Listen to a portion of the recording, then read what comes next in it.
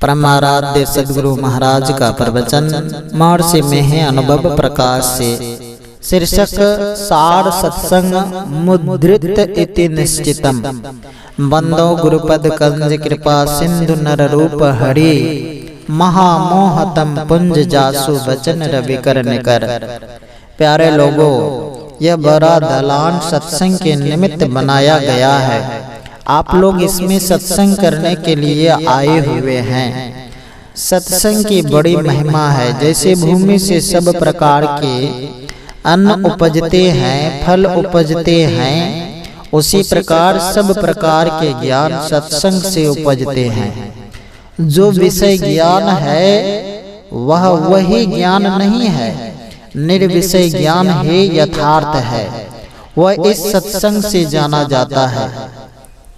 साधु संतों के संग को सत्संग कहते हैं। साधु संतों के लिए गोस्वामी तुलसीदास जी ने रामायण में लिखा है, वेदी हरि हर कवि कोविद बाने, कहत साधु महिमा सकुचाने।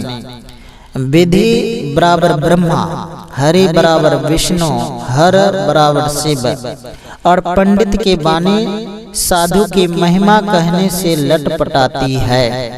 पूरा पूरा कह नहीं सकती है।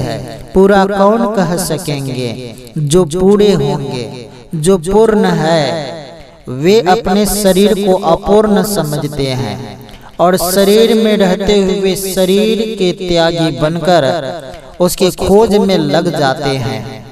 जो सर्वदा शरीर रहित है, जिसको जन्म देने वाला कोई माता पिता नहीं है। बाबा नानक कहते हैं, नातिसु मात पिता सुत बंधव, नातिसु काम न नारी, अकुल निरंजन अपर परम परो सगली ज्योति तुम्हारी।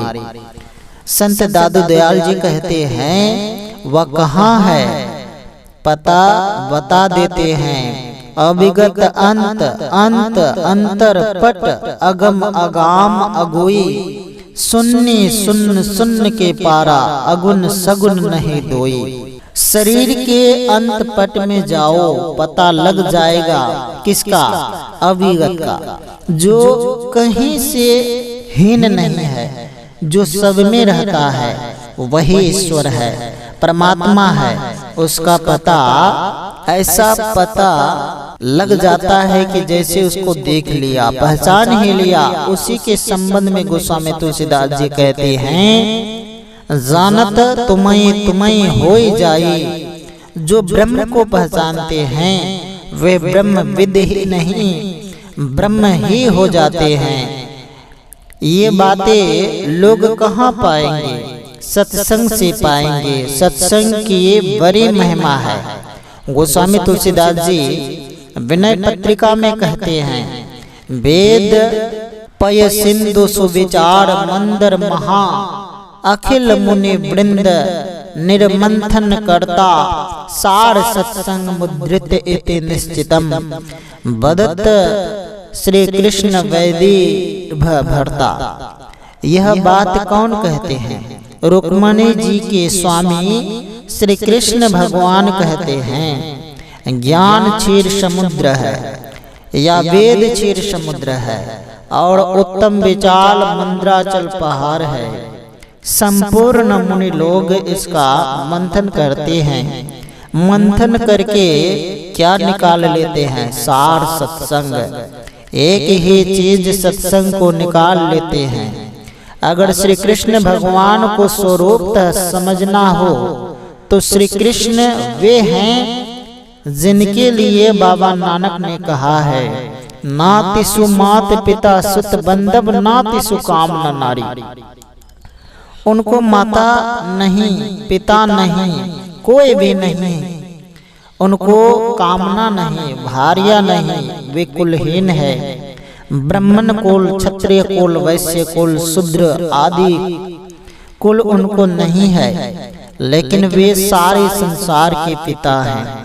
सबकी वे माता है। इसका पता कहाँ है? अविगत अंत अंत अंतर पट, अगम अगाध अगुई। अपने अंतर पट के अंत में चले जाओ, पता लगेगा। वहाँ क्या मिलेगा? सर्वव्यापी परमात्मा मिलेंगे। वह तो अंतर के अंतिम पट की बात हुई। और बाहर में क्या मिलेगा? गोस्वामी तुलसीदास जी के कथन अनुसार, मति की रति गति भूति भलाई, जब जे ही जतन जहाँ जे ही पाई, सो जानब सत्संग प्रभाव, लोक हो वेद न आन उपाओ।